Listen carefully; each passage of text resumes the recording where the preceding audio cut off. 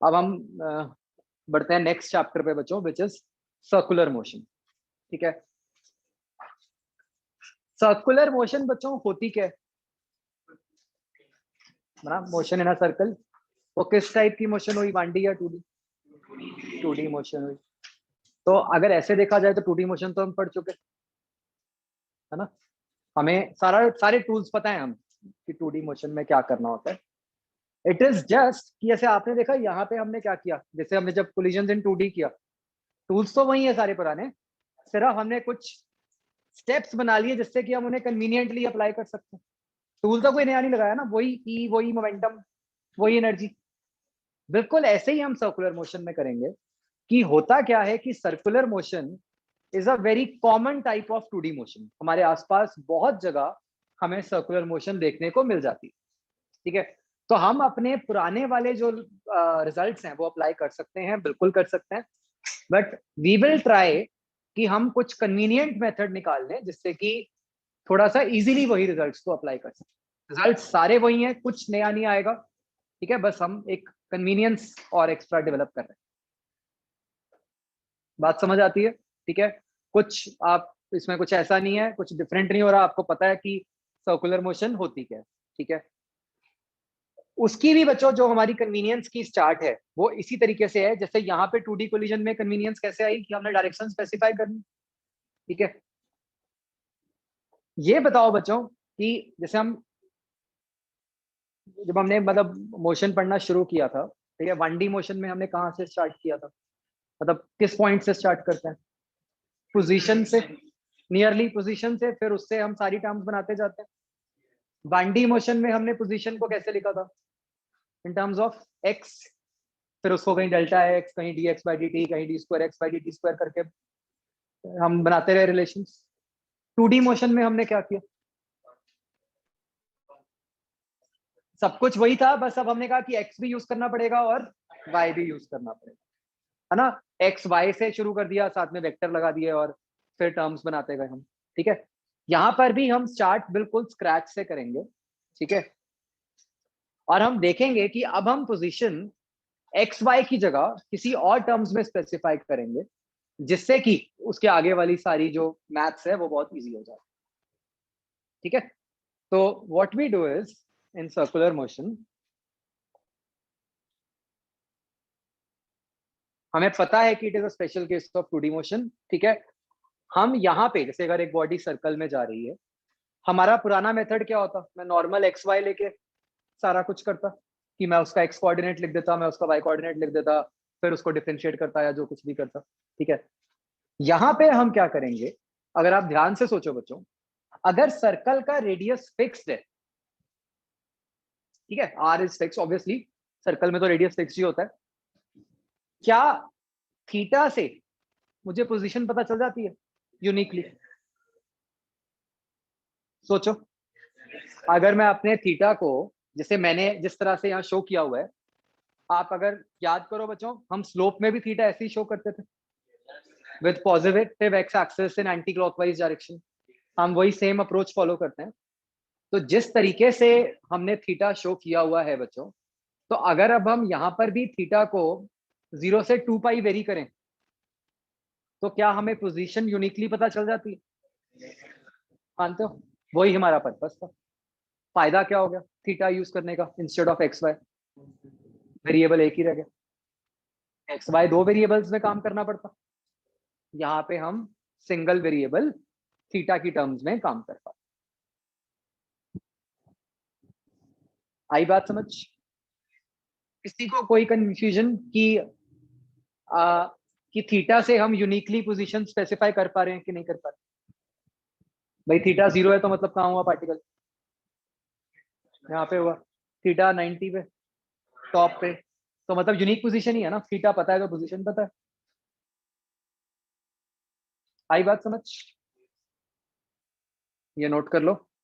और हमने फिर से वही लिखा है कि भाई थीटा कैसे मेजर करना है, positive x direction anti clockwise sense में।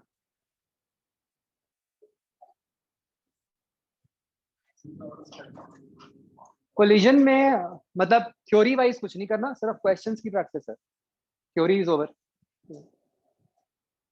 बट स्टिल बच्चों एक जनरल प्रैक्टिस है, हर चैप्टर के बाद एक आधा पेज छोड़ दिया करो, ताकि कुछ इंपॉर्टेंट बाद में कुछ आइडेंटिफाई होता है तो लिख लो।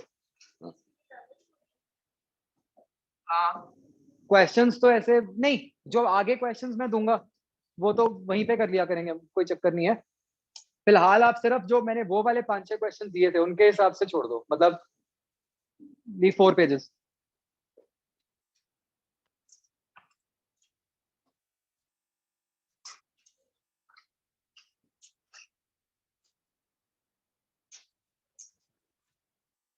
बच्चों इस बार जेई मेंस और नीट दोनों का पेपर लीक हो गया।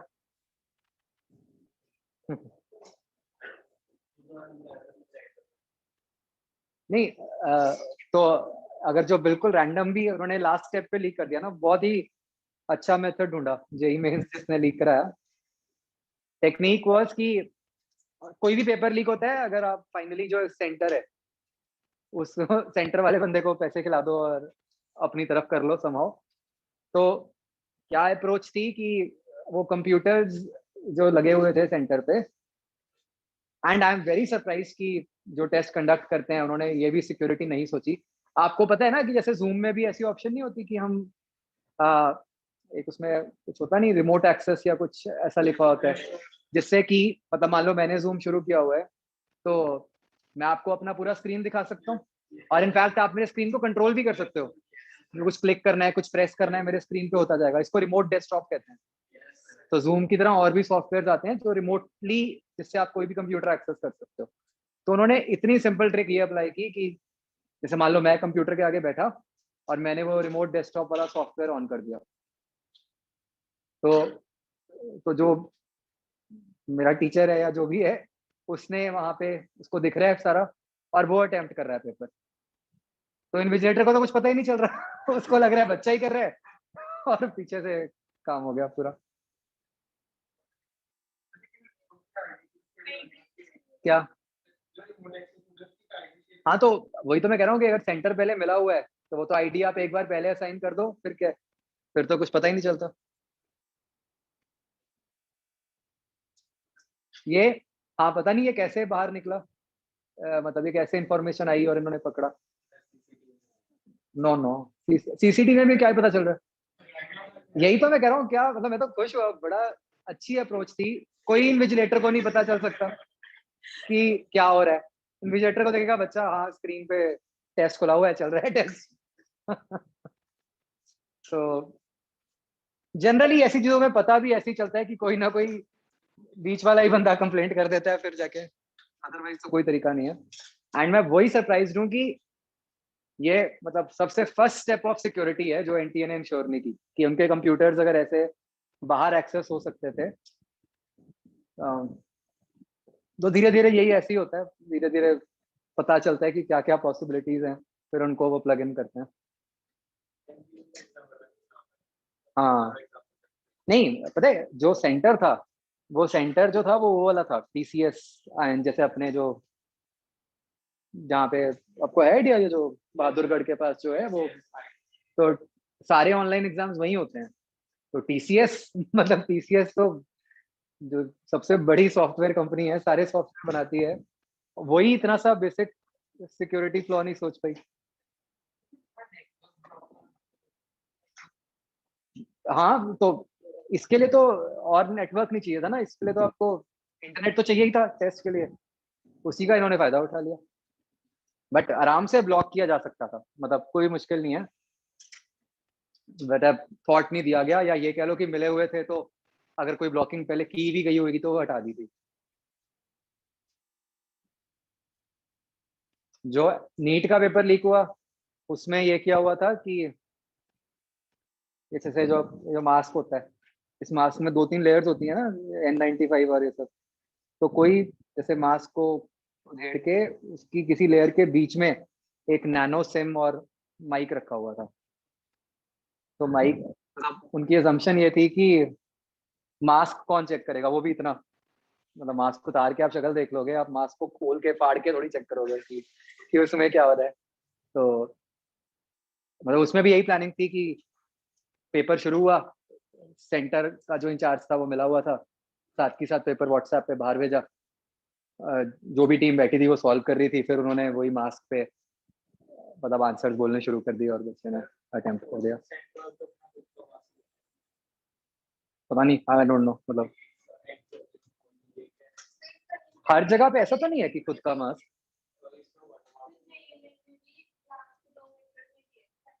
हाँ नहीं, 5वां नहीं कर रहे मेरे ख्याल से, बस दे आर होपिंग कि स्प्रेड नहीं हुआ था, तो जो लोग पकड़ लिए बस उनको, उनका पेपर कैंसिल कर देंगे कुछ इतना।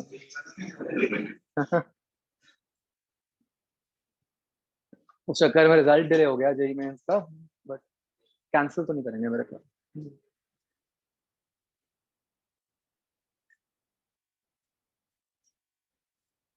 बहुत इनोवेटिव मेथड है इंडिया में।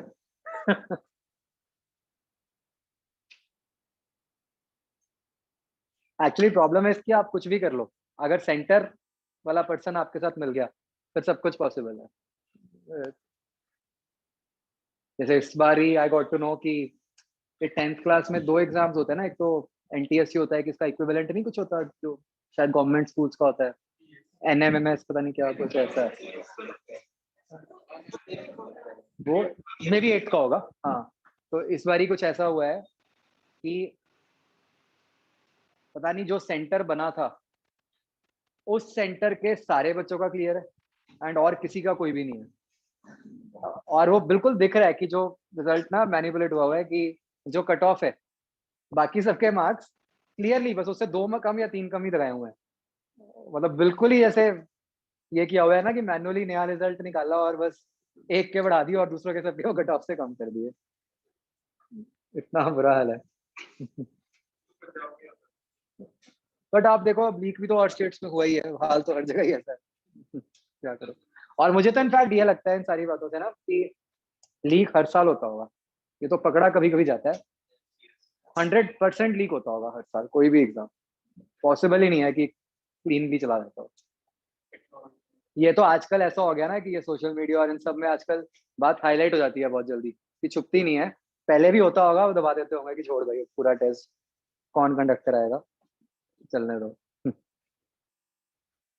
लिख लिया बच्चों? तो हमने ये क्लियर कर दिया कि पोजीशन ऐसे आएगी। अब बच्चों सारी सीक्वेंस वैसी ही चलेगी जैसे हम काइनेमैटिक्स में करते थे। पोजीशन के बाद क्या आता था? Distance displacement. यहाँ पे हम बच्चों डिस्प्लेसमेंट कैसे मेजर कर सकते हैं? Delta theta. जैसे वहां डेल्टा एक्स था, यहाँ पे बस हम उसको नया नाम दे देंगे एज एंगुलर डिस्प्लेसमेंट। ठीक है, एक बार ध्यान से ये सोचो बच्चों कि डिस्टेंस और डिस्प्लेसमेंट में फर्क कब आएगा?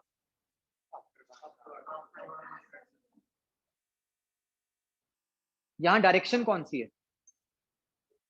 अब सारा कुछ थीटा की टर्म्स में सोचो, अब आपने एक्स वाई की टर्म्स में नहीं सोचना कुछ। डायरेक्शन क्या है? Clockwise anti clockwise. ठीक है, तो जब तक पार्टिकल ऐसे जाता जा रहा है एंटी क्लॉकवाइज, तब तक वो एक ही डायरेक्शन है, अभी कोई चेंज नहीं आया। डायरेक्शन में चेंज कब आएगा? जब वो उल्टा जाना शुरू करे। मतलब बच्चों, हम यहाँ पे जब उसने एक पूरा मान लो एक सर्कल कंप्लीट कर लिया, तो हम पहले ये कहते थे ना नॉर्मल डिस्प्लेसमेंट 0। अब हमने एंगल की टर्म्स में बात करनी है, तो what is the angular displacement after completing one rotation? 2 pi. It is not 0। And why is it not 0? क्योंकि एंगल तो एक ही डायरेक्शन में बढ़ रहा था। एंगुलर डिस्प्लेसमेंट 0 कब होगी? अगर ऐसा होता कि मान लो जितना आगे गया वो उतना ही वापस चला गया, तो 0 कहते हैं। क्या ये बात समझ आई बच्चों? एंड अगर हम ये कहते हैं कि भाई मान लो वो 30 डिग्री एंगल पे है पहले, बाद में मान लो 60 डिग्री एंगल पे चला गया, तो एंगुलर डिस्प्लेसमेंट क्या बोलेंगे हम? वही डेल्टा थीटा 60 माइनस 30। और हम यहाँ पे मतलब हम यहाँ पे भी डायरेक्शन स्पेसिफाई करते हैं, बट वो डायरेक्शन कैसे बोलेंगे हम? Clockwise anti clockwise, rather than right left or something or xy, we will call it simply as clockwise anti clockwise। आप ये समझ रहे हो क्लॉकवाइज एंटी क्लॉकवाइज का फायदा क्या? वो एक मतलब टेढ़ी डायरेक्शन को भी सिंपली एक 1D में वन मतलब आपको क्लॉकवाइज एंटी क्लॉकवाइज समझ आ रहा है ना कि भाई क्या क्या डायरेक्शन बनी वो। एक्स वाई में तो दो बातें बोलनी पड़ेंगी कि एक्स कम हो रहा है ज्यादा हो रहा है, वाई कम हो रहा है ज्यादा हो रहा है। एंटी क्लॉकवाइज से सीधा समझ आ रहा है कि भाई एंटी क्लॉकवाइज मतलब इधर को, इस सेंस में जा। आई बात समझ? थीटा के यूनिट्स क्या होते हैं बच्चों? रेडियन। एसआई यूनिट जो हम यूज करेंगे वो रेडियन है, वेयर द रिलेशन इज की pi radian is equal to 180 degree.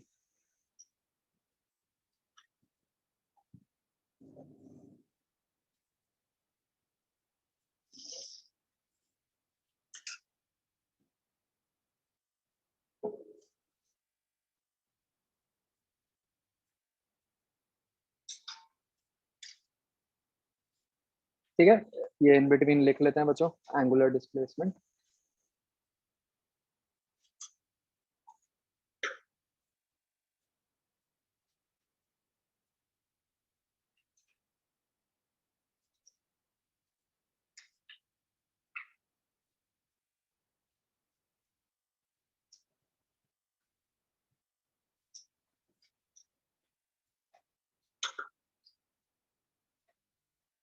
एक रोटेशन के लिए हम क्या बोलेंगे बच्चों डेल्टा थीटा को?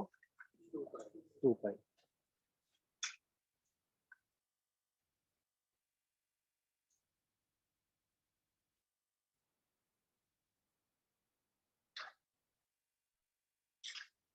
हम लिख देते हैं कि अब यहाँ डायरेक्शन कैसे लेनी है हमें, ये फिर आगे भी आएगा कि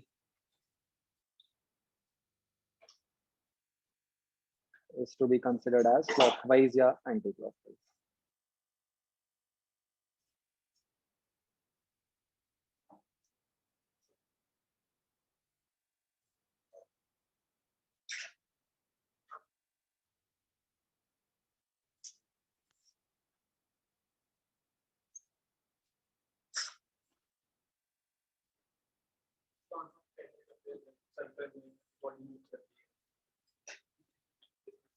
हाँ वो लीनियर डिस्प्लेसमेंट होती है, लेंथ वाली डिस्प्लेसमेंट। ये जो डिस्प्लेसमेंट है ये एंगल वाली, मतलब अगर हमें मीटर्स में डिस्प्लेसमेंट पूछी जाए वो 0 है एक रोटेशन, बट एंगल्स में नहीं।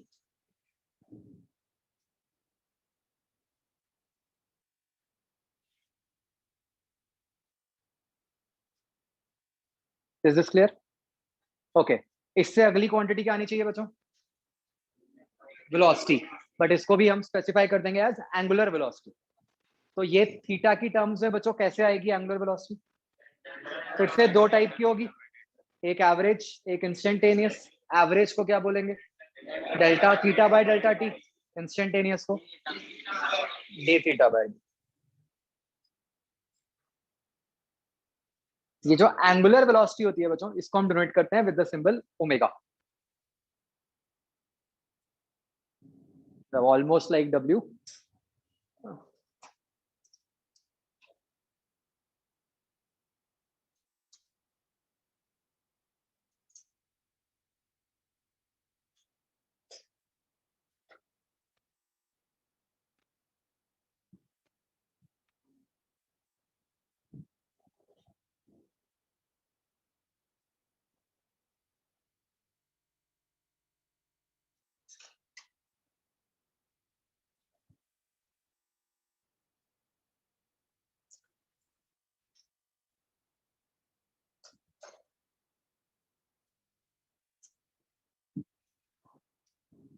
आ गया समझ बच्चों? इसके यूनिट्स क्या बनेंगे बच्चों? रेडियन पर, ठीक है। और ये बच्चों बेसिकली आपको समझ आ रहा होगा कि ये क्या बता रही है हमें क्वांटिटी, कि जो एंगल है वो किस रेट पे चेंज हो रहा है ना। अभी तक जो बात हम एक्स के लिए करते थे, अब हम वही बात एंगल के लिए करेंगे। एक बच्चों एंगुलर वेलोसिटी की एक और जो कॉमन टर्म यूज होती है, दैट इज आरपीएम। आपने सुना होगा बहुत जगह। कहाँ सुना है? कार में ही, जहाँ स्पीड वाला मीटर होता है उसके राइट साइड पे आरपीएम वाला होता है। आरपीएम क्या होता है? रोटेशंस पर मीटर पर मिनट, कि एक मीटर में उसने कितनी रोटेशंस कंप्लीट। तो 1 आरपीएम का क्या मतलब हुआ रेडियन पर सेकंड में? 1 आरपीएम 1 राउंड मतलब कितना एंगल? 2 पाई। 1 मिनट मतलब 60। तो 1 आरपीएम का क्या मतलब हो गया? 2 पाई बाय 60 रेडियंस पर सेकंड। तो बहुत बार हम आरपीएम यूज करते हैं बट उसको हम अपने स्टैंडर्ड यूनिट्स रेडियन पर सेकंड में कन्वर्ट कर सकते हैं। आ रहा है समझ?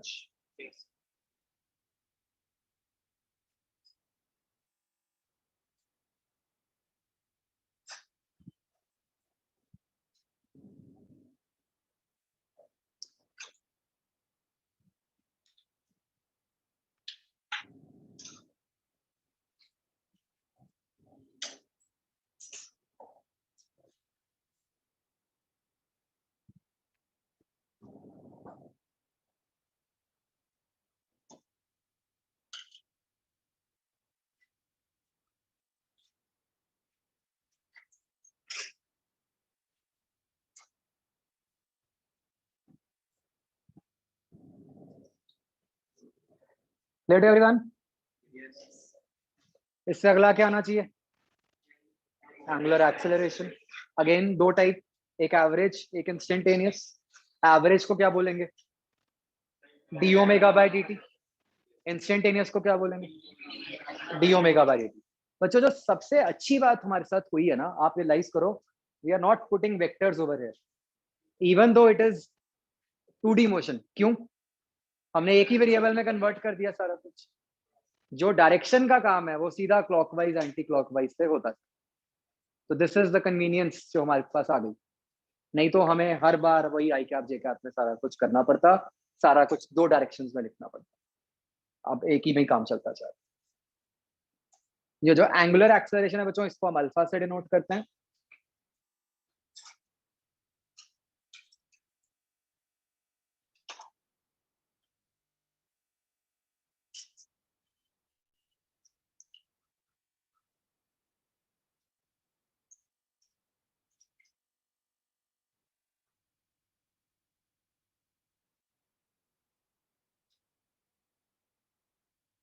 तो यू रियलाइज कि इसके यूनिट्स जो है वो रेडियन पर सेकंड स्क्वायर हो जाएंगे।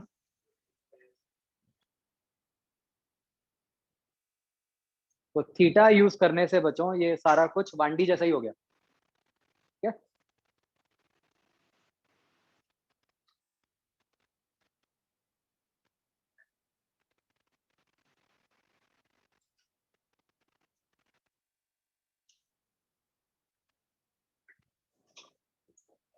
इसके बाद बच्चों क्या आना चाहिए एक्सेलरेशन के बाद? हाँ, इक्वेशंस ऑफ मोशन। ठीक है, तो यहाँ पर भी इक्वेशंस ऑफ मोशन बन जाएंगी। वही, वो कब लगा सकते हैं? बस कांस्टेंट अल्फा के लिए। ठीक है, अब जो पहले सारा कुछ था you V A T S, वो पहले एक मतलब एक्स या वाई की टर्म्स में था, अब किसकी टर्म्स में आ जाएगा? Theta omega alpha. राइट, तो सोचो ये बन जाएंगे।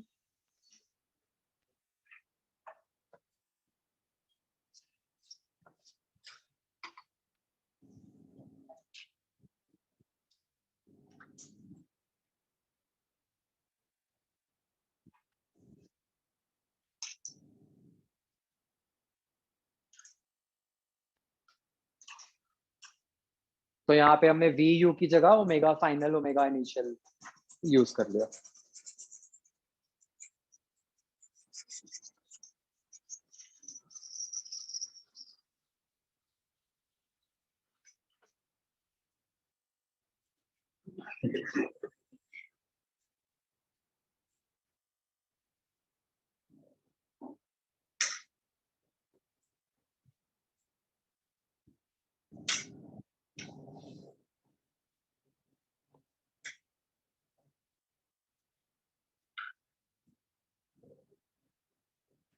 तो जो देखो, जैसे मैं आपको हमेशा कहता हूँ ना, फिजिक्स में सारा कुछ रिपीट होता ही रहता है।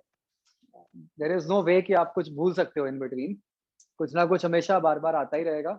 एंड इसीलिए आप देखो कि धीरे धीरे शुरू में टाइम लगता है, वो स्पीड बढ़ती जाती है। क्योंकि आप सोचो, जब हम पहले पढ़ते थे तो हमें इक्वेशंस ऑफ मोशन तक कम से कम 5 या 6 लेक्चर लग जाते हैं वहां तक पहुंचते हुए। एक लेक्चर तो डिस्टेंस डिस्प्लेसमेंट, फिर एक वेलोसिटी पे, एक एवरेज पे एंड सो ऑन। तो अब वही चीजें हमें पता है सारी। तो जो आप देखोगे कि मतलब जो आपके फर्स्ट सेट ऑफ क्वेश्चंस बनते हैं वो सिंपली ये इक्वेशंस पे बनेंगे। मतलब सारा कुछ वैसा ही होगा, बस अब सब कुछ इन टर्म्स ऑफ रोटेशन होगा कि भाई पहले इतनी स्पीड थी, बाद में इतनी स्पीड है।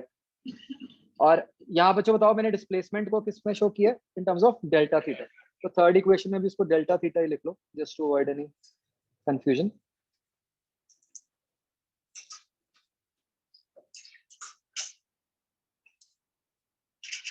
ठीक है, ये चीज हमने पहले लिख ली थी कि एक रोटेशन में एंगुलर डिस्प्लेसमेंट 2 पाई है, जीरो नहीं है, because direction of angle is not changing. ठीक है, रेड वाला बच्चों लिखने की जरूरत नहीं है आपको दोबारा।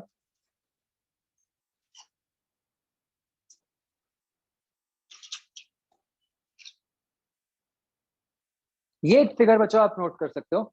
आपको ये समझ आता है कि जो एंगुलर डिस्प्लेसमेंट है it is independent of radius, है ना, कि जितना भी हो एंगुलर डिस्प्लेसमेंट तो सेम ही होगी। तो एक ये वाला फिगर नोट कर लो कि angle,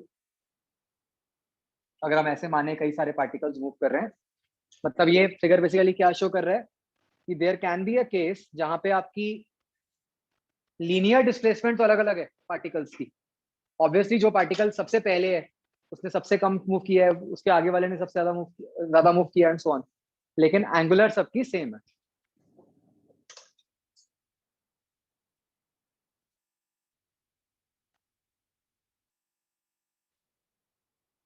this is just a special case, star लगा के इसको नोट कर लो।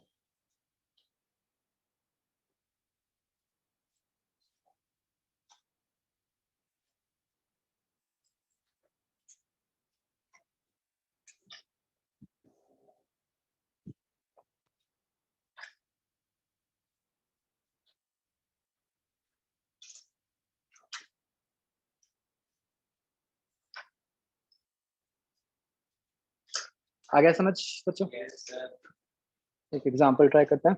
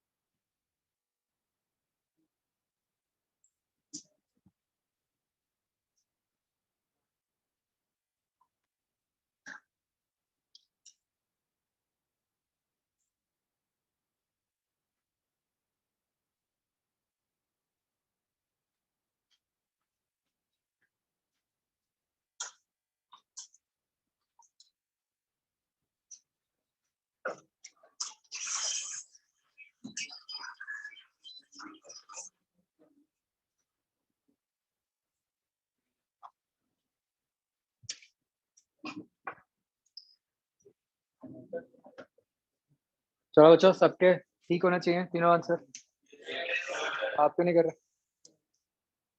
हैं? ऐसे ही सही है।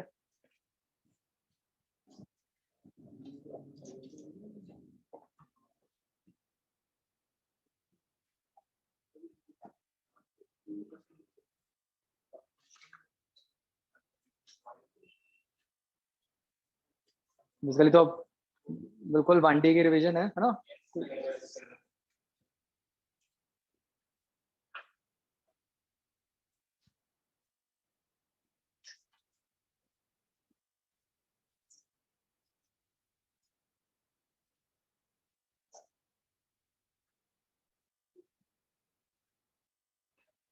हो गया बच्चों? बताओ ए पार्ट का क्या आंसर आ रहा है? 72 रेडियन पर सेकंड। बी पार्ट का? हाँ, रेडियन पर सेकंड स्क्वायर। हाँ, बी पार्ट 48 रेडियन पर सेकंड स्क्वायर। C part?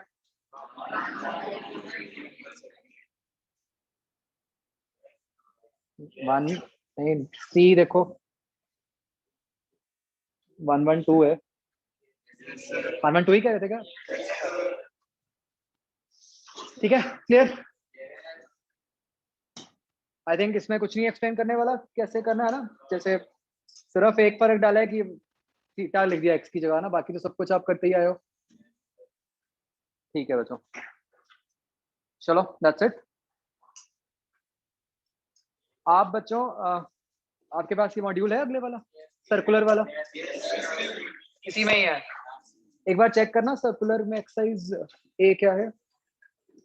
मेरे अकॉर्डिंग ए अभी में से कोई एक हो जाएगी आपकी।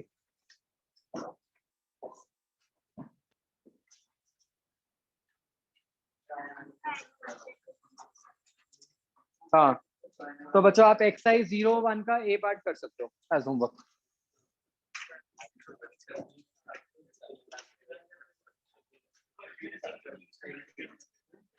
हाँ बिल्कुल।